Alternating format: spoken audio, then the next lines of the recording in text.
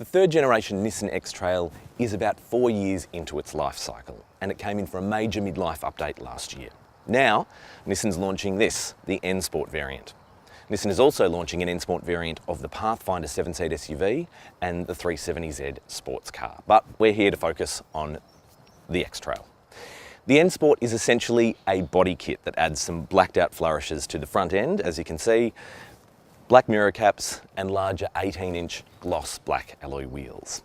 There's no other changes under the skin and there's no other additional specification on top of that. But we thought now is as good a time as any to have another look at what is the country's third best-selling midsize SUV. The Nissan X-Trail N Sport is based on the STL Petrol Auto variant. It's priced from $39,250 plus on-road costs for the two-wheel drive and $41,250 for the all-wheel drive. Specifically, the N Sport adds 18-inch black alloy wheels, up from the 17-inch hoops on the regular STL, gloss black mirror caps, dark metallic front and rear bumper finisher, black side sills, a dark chrome front grille and black roof rails. Obviously looks are subjective, but in the metal it does look pretty cool, especially those big 18-inch wheels. The X-Trail has a really functional interior. It might not have as many up-to-the-minute tech features as some of its competitors. It's missing a head-up display, for example. But the infotainment system, while it's a little bit older than some of its rivals, it works really, really well and everything's logically laid out. It's overall a really solid cabin. In the second row, there's plenty of leg, knee and toe room, but the sunroof does have an impact on headroom for taller folk, but kids should be fine. The second row seats are actually really supportive, more so than some of its rivals, and there are rear air vents back there, so there's very few complaints in the rear.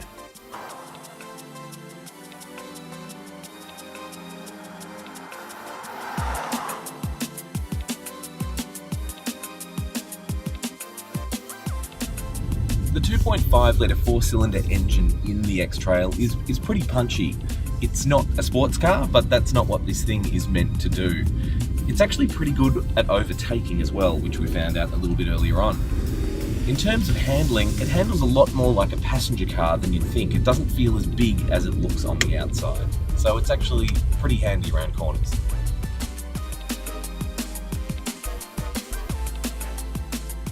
The X-Trail could benefit for some more insulation to keep the cabin a little bit quieter. It can be a bit noisy in there and you can certainly hear a bit of tyre roar on coarse chipped surfaces.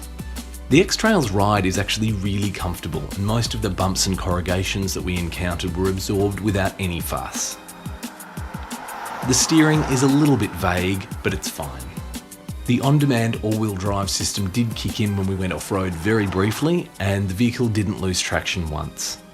Nissan says that official fuel economy for the X-Trail in four-wheel drive guides is 8.3 litres per 100 kilometres.